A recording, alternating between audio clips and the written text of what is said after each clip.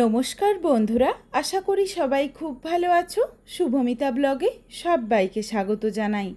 আজকে তোমাদের সাথে শেয়ার করব কুঁদরি দিয়ে সয়াবিনের একদম নতুন ধরনের এক রেসিপি। এই রেসিপিটা গরম ভাত হোক বা রুটি পরোটা যে কোনো কিছুর সাথে ভীষণ ভালো লাগে খেতে। খুবই অল্প তেল মশলা দিয়ে বাড়িতে অবশ্যই রেসিপিটা একবার হলেও বানিয়ে দেখো, তারপর আমায় কমেন্ট করে জানিও রেসিপিটা তোমাদের কেমন লাগলো। তবে বন্ধুরা, রেসিপিটা কেউ স্কিপ করো না। স্কিপ করলে আমি কি পদ্ধতিতে রেসিপিটা বানালাম বা কী মশলার অ্যাড করলাম সেটা তোমরা মিস করে যাবে, তখন হয়তো রেসিপিটা খেতে এতটা ভালো হবে না।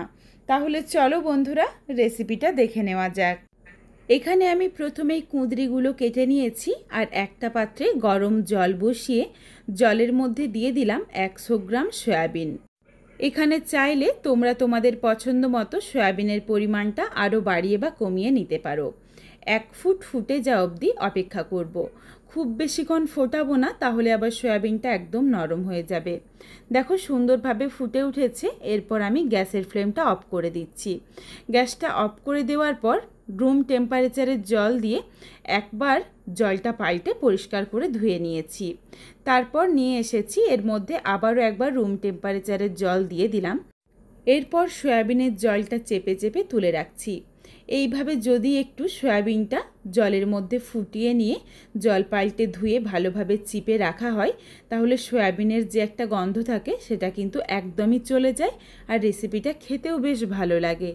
কুঁদরিগুলো দেখো আমি একটু কোনাচি করে কেটে নিয়েছি যাতে দেখতে সুন্দর লাগে। এইভাবে করেই কেটে নিও। এরপর একটা কড়াই বসিয়ে কড়াইয়ের মধ্যে প্রথমেই 2 চামচ পরিমাণে সরষের তেল গরম করে নিচ্ছি। রান্নাটা কিন্তু পুরোটাই সরষের তেলেই করতে হবে, তাহলে রেসিপিটা খেতে বেশ ভালো লাগবে। তেলটা খুব ভালোভাবে একদম ধোঁয়া ওঠা গরম করে নেব। কড়াইয়ের চারিদিকে লাগিয়ে নিলাম। এরপর দেখো তেলটা সুন্দরভাবে গরম হয়ে গেছে। এখানে আমি দিয়ে দিচ্ছি কেটে ধুয়ে জল ঝরিয়ে রাখা কুঁদরি। কুঁদরিগুলো দেওয়ার পর কুঁদরির স্বাদ অনুযায়ী অল্প একটু লবণ দিয়ে দিয়েছি। এরপর নাড়াচাড়া করে ঢাকনা দিয়ে ঢেকে রাখছি বেশ কিছুক্ষণ। কুঁদরিটা ভাজা বা সেদ্ধ হতে হতে চলো আমি একটা মশলার পেস্ট বানিয়ে নিই। তার জন্য নিয়েছি 4-5 কোয়ার মতো রসুন আর 1/2 ইঞ্চ পরিমাণ আদা। এখানে আমি যেই পরিমাণে কুঁদরি আর সয়াবিন নিয়েছি সেই বুঝে কিন্তু মশলাটা নিয়ে নিচ্ছি। আদা রসুনটাকে অল্প একটু জল দিয়ে একদম মিহি করে বেটে নিয়েছি। দানা ভাব কিন্তু একদমই রাখা যাবে না, তাহলে রেসিপিটা খেতে ভালো লাগবে না। বেশ কিছুক্ষণ ঢাকনা দিয়ে ঢেকে রেখেছিলাম। এরপর দেখো কুঁদরি থেকে কিন্তু বেশ অনেকটা পরিমাণে জল ছেড়ে এসেছে। গ্যাসের ফ্লেম লো টু মিডিয়ামে করে আবারও বেশ কিছুক্ষণ সময় নিয়ে ঢাকা দিয়ে কুঁদরিটা ভালোভাবে সেদ্ধ করে ভেজে নিচ্ছি। এর মধ্যে আমি আরও একটা মশলার ঘোল বানিয়ে রাখছি। বাটিতে একটু জল নিয়ে তার মধ্যে দিয়ে দিলাম অল্প পরিমাণে হলুদের গুঁড়ো, ঝালের জন্য লঙ্কার গুঁড়ো, তোমরা যেমন ঝাল খাবে সেই বুঝে লঙ্কার গুঁড়োটা দিয়ে নিও। খুবই সামান্য দিয়েছি ধনের গুঁড়ো আর অল্প একটু জিরের গুঁড়ো। এরপর এটাকে চামচে করে মিশিয়ে রেখে দিচ্ছি। এইভাবে গুঁড়ো মশলাটা যদি একটু মিশিয়ে রাখা হয় তাহলে কিন্তু রান্নার কালারটাও ভীষণ সুন্দর হয় আর মশলাটা কিন্তু খেতে বেশ ভালো লাগে। বেশ কিছুটা বাটা মশলার মতো খেতে লাগে, এটা আমার মনে হয়। মশলার ঘোলটা বানিয়ে একটা সাইডে সরিয়ে রেখে দিলাম।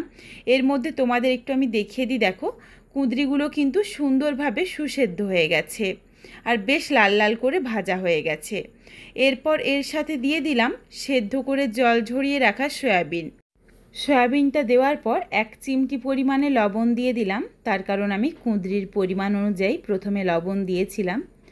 লবণটা দিয়ে নাড়াচাড়া করে মিশিয়ে নিয়েছি আর কড়াইয়ের চারিদিকে ভালোভাবে ছড়িয়ে ছড়িয়ে সয়াবিন আর কুঁদরিটাকে সুন্দর একটা লালচে রং ধরিয়ে ভেজে নেব। সুন্দর দেখো কুঁদরিটাও লালচে রং ধরে গেছে আর সয়াবিনটাও ধরে গেছে।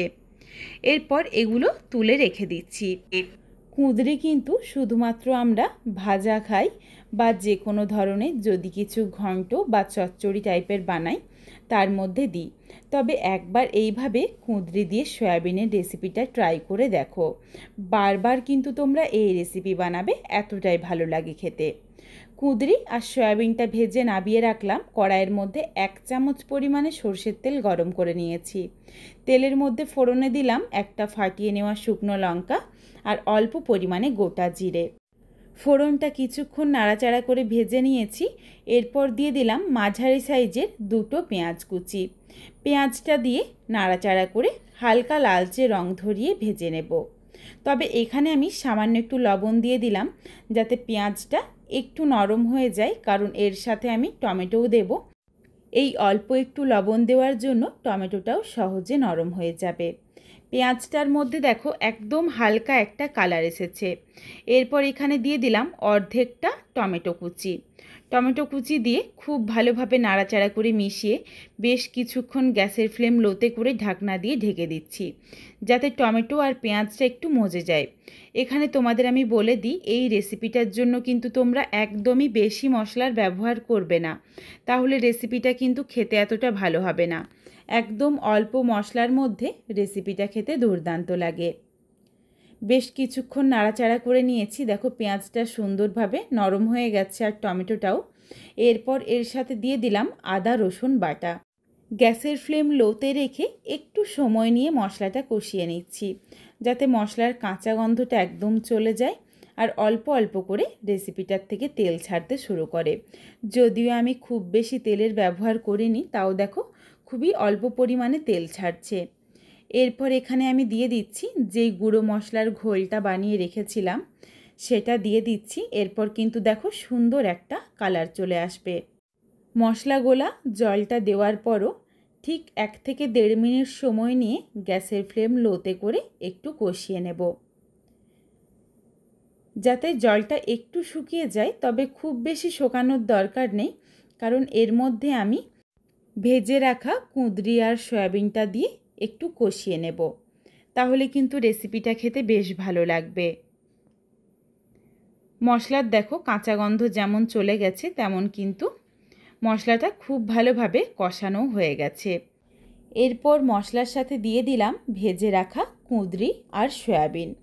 এগুলো দেওয়ার পর প্রায় 1 থেকে 2 মিনিট সময় নিয়ে গ্যাসের ফ্লেম লোতে করে কষিয়ে নেব, তাহলে রেসিপিটা খেতে বেশ ভালো লাগবে। তোমরা চাইলে কিন্তু এইরকম শুকনো শুকনো রেসিপিটা বানাতে পারো, যদিও এই রেসিপিটা কিন্তু খুব বেশি ঝোল ভালো লাগবে না। আমি এখানে 1/2 কাপ পরিমাণে জল দিয়ে দিয়েছি, আর কিন্তু জল দেব না, এই জলের মধ্যেই রান্নাটা হয়ে যাবে।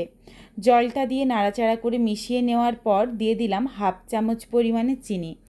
চিনিটা অবশ্যই দিও, তাহলে টেস্টটা ব্যালেন্স হয়ে যাবে আর রেসিপিটা কিন্তু খেতেও বেশ ভালো লাগবে। ঢাকনা দিয়ে ঢেকে রেখে দিয়েছি প্রায় 2 থেকে 3 মিনিটের জন্য। এর মধ্যে দেখো জলটা কিন্তু বেশ অনেকটা টেনে নিয়েছে, কিছুটা সয়াবিনে টেনেছে, আর রেসিপিটা দেখো বেশ মাখো মাখো হয়ে গেছে। ঠিক এইভাবেই শুকনো শুকনোই রাখবো রেসিপিটা, খুব বেশি ঝোল রাখবো না। আমি আবারও বলছি, তাহলে কিন্তু রেসিপিটা খেতে ভালো লাগবে না। চলো এরপর রেসিপিটা নাবিয়ে নিই। তবে এখানে আমার মনে হচ্ছে যে সামান্য একটু লবণ লাগবে, এই জন্য অল্প একটু লবণের ব্যবহার করেছি। রেসিপিটার মধ্যে কিন্তু একদম গরম মশলার গুঁড়ো দেবে না, তাহলে খেতে ভালো লাগবে না। ঠিক আমি যেইভাবে রান্না করেছি একদমই ঘরোয়া একটা রান্না, ঘরোয়া কয়েকটা উপকরণ দিয়ে আর একদমই খুবই অল্প তেল মশলা দিয়ে এইভাবে রান্নাটা করে দেখো, তাহলে কিন্তু তোমরা বারবার এই রেসিপিটা বানাবে, এটা আমি তোমাদের কথা দিলাম। আর এই রেসিপিটা একবার গরম ভাত হোক বা রুটি পরোটা যে কোনো কিছুর সাথে বানিয়ে খেয়ে তারপরেই আমায় কমেন্ট করে জানিও রেসিপিটা তোমাদের কেমন লাগলো। রেসিপিটা তোমাদের যদি ভালো লাগে তাহলে লাইক করো, শেয়ার করে বন্ধুদের দেখার সুযোগ করে দিও। তোমরা যদি এই রকম নিত্য নতুন রেসিপি আরও পেতে চাও তাহলে অবশ্যই আমার চ্যানেলটিকে সাবস্ক্রাইব করে পাশে থাকা বেলটি অন করে অল নোটিফিকেশন অন করে দিও, যাতে আমার প্রত্যেকটা রেসিপির নোটিফিকেশন সবার প্রথমে তোমাদের কাছে পৌঁছে যায়। আবারও খুব শীঘ্রই হাজির হচ্ছি নতুন কোনো এক রেসিপি নিয়ে।